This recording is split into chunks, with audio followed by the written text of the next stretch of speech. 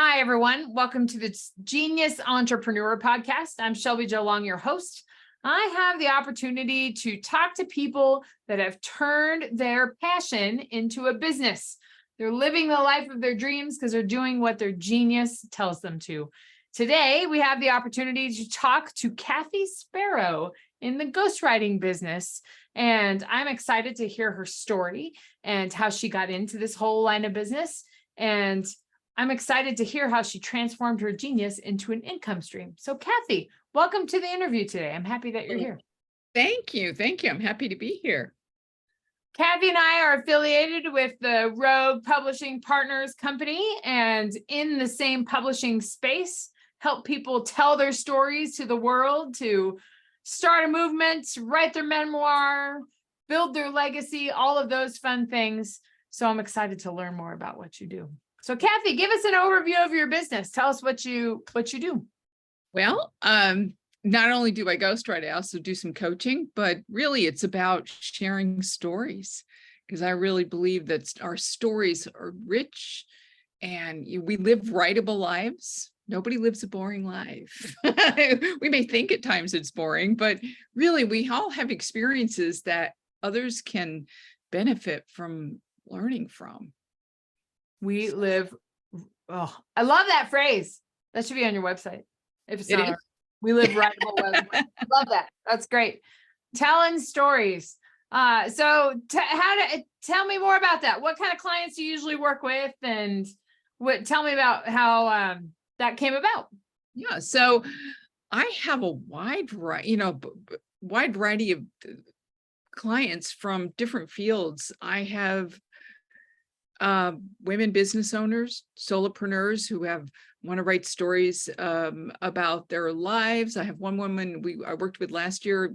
She wrote The Green Velvet Chair. Her name's Laura Ballerini from Canada, and she's a designer by trade, and that's her business.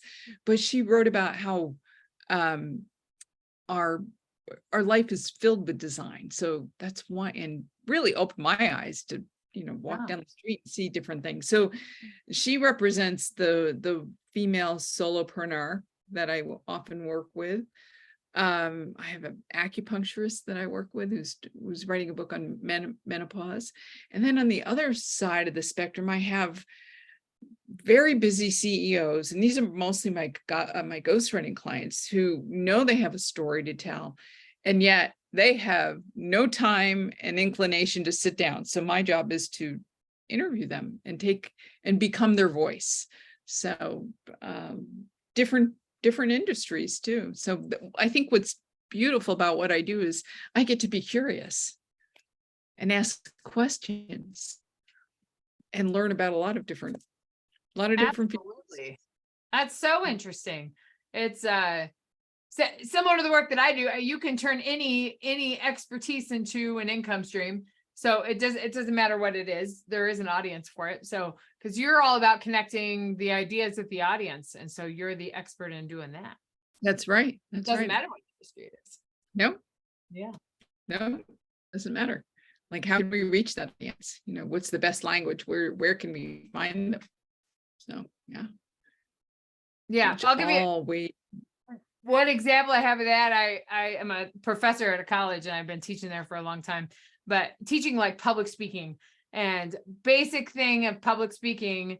I tell the aviation students that, you can't teach a general audience how to fly an airplane because we don't have the language. We don't have the knowledge. We don't have the acumen or the background foundational knowledge to be able to know how to explain that to a general audience. The language works for a certain audience, but not a general audience. So I imagine maybe you run into that too.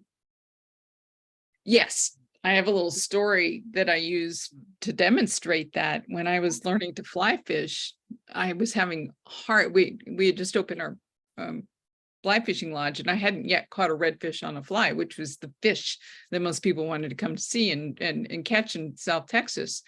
And so my husband at the time said, okay, we're going to go to this place. You're just going to get out and you're going to cast into the middle of the pod. So I slipped out of the boat, cast my fly into the middle of the pod. The fish comes up, puts its lips on the fly and then goes away. And my husband comes over and said, well, what happened? And I told him. And he said, you didn't strip the fly? I said, you never told me to strip the fly. So that's what happens with experts. They know their field and their topic of expertise so well, they forget to break it down. So when I come in on a project, I help them break it down, because I really come at the project with a beginner's eye, right? Like, and I Absolutely. questions, almost like a toddler. Well, why? Well, how come? Right. Yeah. Yeah, because I write about this too. Your intuition, right? Your intuition tells you, you know how to do things. And when you're an expert and genius in something, then you just know, you don't have to think about it anymore. You just do it. And that's the way that you think, that's the way that you operate, and it becomes second nature to you. And that's a great thing. But when you have to transform that into coaching somebody else or to explaining it to something else, it's a whole different story. So Yeah. You have to kind of step back and get that objective point of view and then break it down. Yeah. absolutely. We are in very similar industries, you and I, that's for sure. Well, we're both in Yes, the we are. telling those stories. So tell me, Kathy, how did you get into the ghostwriting and coaching? How did you get into that? Well, my background is in writing, traditional publishing. So I started in upstate New York writing personality profiles about writers and dancers. Lived 2 hours north of New York City. So those people were my neighbors. And I worked for a local community arts paper called The Paper. And I got to tell people stories that way, interview them, talk to them, and then write about it. And over time, I started editing, and then I broke into the book publishing world. And I guess it was when I was living in Indiana, a bit of a gypsy. So I was living in Indiana. We go from New York City to fly fishing to California. There's a whole lot of stories involved with that, from sure. Oh yeah, there are. I've written, some of them have made their way into my other books, but yeah, when I was in Indiana, it was the first time I did a ghostwriting gig. I had an editor. I'd been editing for this publishing house, and she said, I have this author and he really needs some help. So I call it collaborative writing, because it wasn't like I was just handed a manuscript. I spend a lot of time with my writers, getting to know them, talking to them, interviewing them. In this case, I had to go through the man's his fitness regimen. He was a personal trainer for John Cougar Mellencamp at the time. So wow.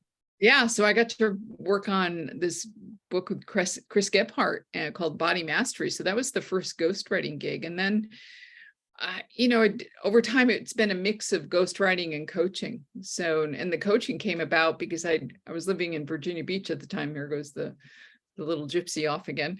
And people would ask me, what do you do? And I said, I'm a writer. And I always wanted to be a writer. So, listening to the universe tap me on the shoulder a few times, I went, oh. So I started coaching people, and that was about 20 years ago. So over time, it's just evolved. I've had people start as coaching clients and go, I can't do this, I need some help. And then I take over, or people who come to me right away and say, all right, I need to get this message out. I just don't have the time to do it. And so we spend a few hours together, quite a few, and then I become their voice. I have a gift of being able to hear my author's voice in my mind as I'm writing. So my voice steps aside and I'm able to use their language, their cadence, and it's a beautiful gift. You're a genius, and you turn that into a business. Absolutely. Yes. Yeah. So you said you coach others in writing or ghostwriting? I coach others in writing. I don't coach others on how to ghostwrite. Haven't thought about that yet. Yeah. maybe there's something there, but yeah. So I do a combination. I would say about right now, I'm probably about 60% ghostwriting, 40% coaching. This is a totally random question. Do you find that the publishing industry has any, I just think of ghostwriting and all the AI that's happening and Chat GPT. I was just talking to a publishing partner today about it. Do you think that is a threat to the industry? Perhaps initially Yeah. people will try it, but to be honest, I had a colleague who we've kind of dabbling with this project, and he said, I wrote 4 chapters and I read them and I went, oh my God, they're like lifeless. And I said, yeah, I can't do this like this. It's just, so I think that's what's missing. I think perhaps AI's got a place to help build outlines, gather ideas, but when I've had people say they use it for titles, but when it comes to really getting down to the heart and soul, being able to touch other hearts and souls, I don't think artificial intelligence can do that. I don't So, think it can either. no, I would agree with you. yeah, It doesn't have the life is exactly right. It doesn't capture the emotion. So no, there's no energy to it. It's just words on paper or screen. I know there's the discussion about how that's going to transform the industry, and I just don't think it will, because I think it would even elevate what you do to a like higher level, because there's more content out there, but just because there's more content out there doesn't mean it's better content. So it's right, exactly. yeah, that's really interesting. That's interesting. So tell me about when you said you've always been a writer, you've had all these influences, New York, and you've lived all over the place, all these influences. When was there a time when you decided to transform that into a business, go out on your own? What was that entrepreneurial switch that went off? Do you remember that? Well, I guess the entrepreneur switch has always been there. First, I really need to say, I was told as a guidance counselor, I'd never be a writer. Or not told by my guidance counselor, excuse me, when I was in high school, just entering high school. So, and for a time, I believed it. And I followed the curriculum to go into business, right? But then that inner urge to write just couldn't be quieted. So I would write, and then I switched my majors, and I was having babies at the time. I was very young. But I was I just remember when I just knew I had to put my writing out there. So I wrote a personal essay about climbing Mount Everett, not Everest, but a little 2,000-foot summit mountain in the Berkshires, and I was scared to death of heights at the time. I've since done more, but and so that became my writing journey. And then, and I was still working part-time, still, so my freelancing was on the side. But I guess that it really, I can't tell that there's always been, it's always been there with teaching. And so there's been but it's never gone away. I guess it's been there. It's just, I would say in the last probably 2-3 years, taken a much bigger role. Sure. Because when I teach writing, so it's the coaching, it's all one big pie kind of. Yeah. I think moving more towards ghostwriting really has been over the last year and a half. There's I have a love of being able to just sit and write a good part of the day, and that brings me joy. Yeah. It brings me joy that I'm bringing somebody else's dream to life and helping them reach their audience, so that there's a ripple effect there. Absolutely. Absolutely. What was the biggest challenge for you to make that switch? I mean, you're going into something you love to do, but was there a challenge to making that your main income source, the working for yourself rather than working for being an editor for someone else? What was there a challenge in there that you had in that journey? I think the challenge has been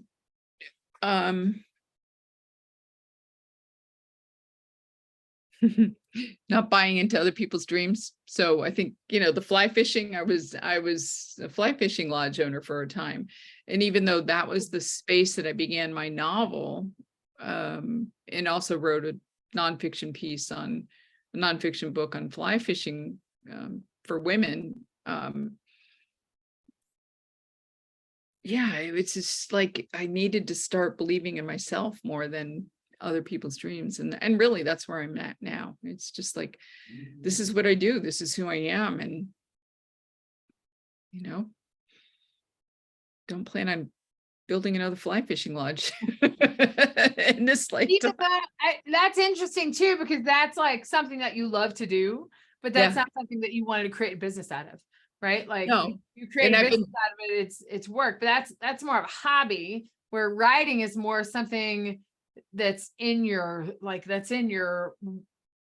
that's how you operate. That's how you, and so that's interesting to me, because you love fly fishing, but then when it was turned into a business, maybe that taught you. I think that's a super important lesson for entrepreneurs. Like turning your hobby into a business might not be as fulfilling as, or understanding of like that intuition that's in yourself, that fulfillment that you get from writing and communicating in a certain way.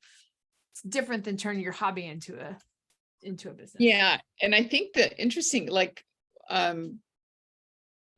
I have a novel, The Whispered Teachings of Grandmother Trout, and I have a lot of women who've read it, and a lot of men too. And I describe it as the feminine version of A River Runs Through It, which we said was filmed in your area, right? And I was there this weekend. Yeah. And I heard that, I've heard people say, oh, I really want to learn how to fly fish. I really want to learn how to fly fish. And because I can, doesn't mean I should. And so you just gave me something to think about. It's like, I haven't fly fished since last October. So it's been almost a year. If I didn't write even a couple days, I'd go out of my skin. Right? It's like, there would be really something wrong, something missing. And there have been times when I have not written for a good period of time and I get depressed, and it's like life doesn't have any color to it. And it's like, it's because I'm not honoring my genius, right? This is my genius. It's a gift.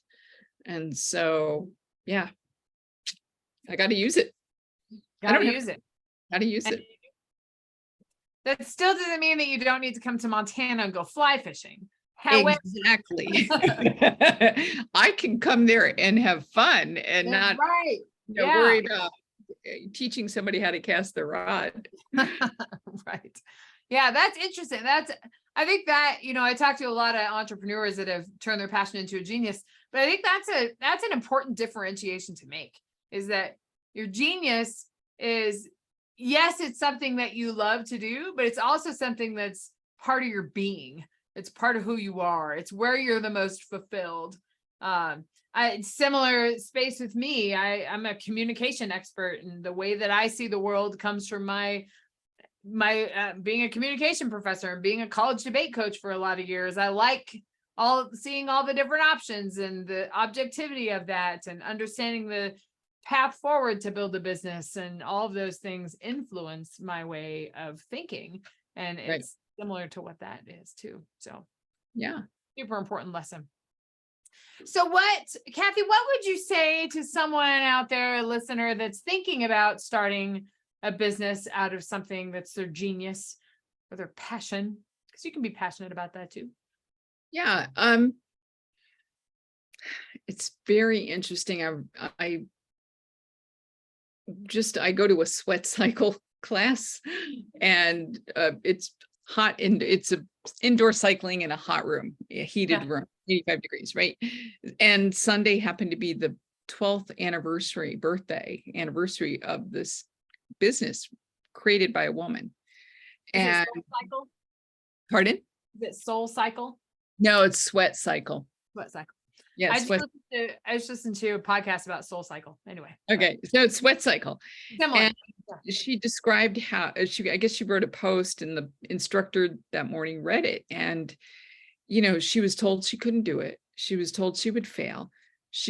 And, she overcame challenges. So I think, and built a community. Mhm. So I think that one, there are going to be challenges. It's not easy. There have been times when I'd be so busy and then there'd be no clients. It's like, whoa, what's going on here, right? And it's just, that's part of the cycle. And in time, and it was often about me. It was often like I needed some time off, or I needed to look at how to restructure my business, etc. So I think is like, follow that passion. Don't doubt yourself. Because if it's there, it's almost like when somebody says, I have this idea for a book. And I said, well, then you've been tapped on the shoulder by the universe to bring this book to life. So if the idea for a business keeps coming to you and coming to you, it's like you're being tapped on the shoulder to do that.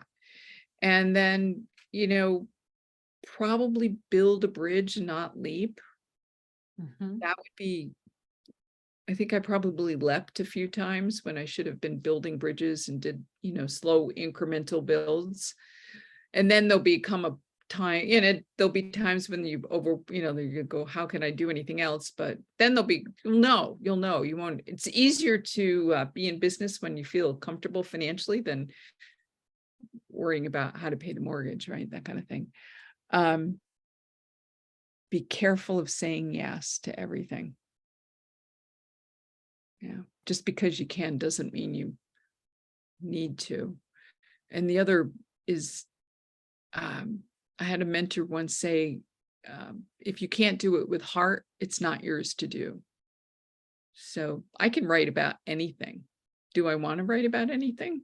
Everything? No. Gotta set your boundaries, be true to yourself, and protect your time. I think that's such an important piece of advice to at least remind entrepreneurs about, because entrepreneurs are in the hustle phase a lot of the times, right? They're trying to build their business and they forget that I need to stay in my genius zone. And to do that, I've got to set some boundaries around my time and do what I do best. And then I can have somebody else do my accounting, right?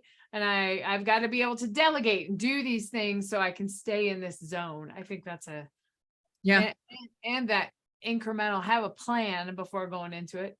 So still taking a risk, but a calculated one. That's right. Important pieces of advice for sure. Well, Kathy, where can our audience find you're a published author multiple times over. Where can we find you? And I'll include I'm on too. So okay, thank you. I'm on LinkedIn. That's probably the easiest place. But then there's also a writablelife.com, and it's AWRITABLE.com, and also kathysparrow.com. Okay. Yeah. And what are your publications we should look for? Well, there's the Whispered Teachings of Grandmother Trout, and that's the novel, the fly fishing novel. That's and I'm working on a screenplay for that. That's my next big adventure for myself. That's a big one. I know. I committed to having it written by December. And then Stanky and CC. That's Stanky and CC Out of Control, and Stanky and CC Break the Rules, children's books that I've co-written with Chad Hanstedt. And Stanky's a Jeep and Cece's a dog, and we teach values to kids through some fun little escapades of Stanky and Cece. And then Ignite Your Leadership, that third edition should be out in about a month. So that's been an anthology with 10 of my colleagues from Jack Canfield's world. There's an anthology coming out from the RIM community, which is an evolutionary technique to kind of overcome limiting beliefs. And that's coming out probably after the first of the year. So that's that. And On the Mother Lagoon, Fly Fishing and the Spiritual Journey is being revised, and that'll be back out probably first of the year too. So you're not busy at all?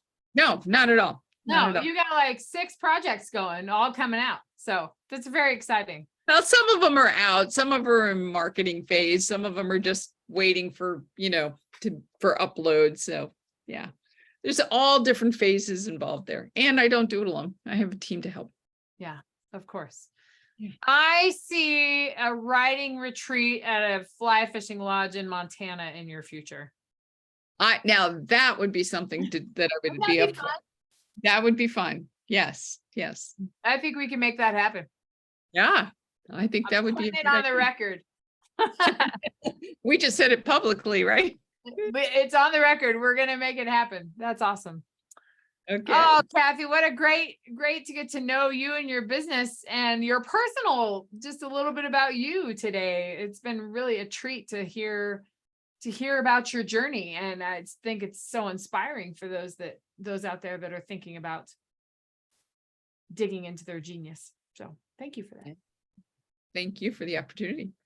Thank you for coming on the interview today. It's always fun to explore those stories so we can inspire you audience members out there to take the next step and create a business out of your genius, because you can always solve problems for other people.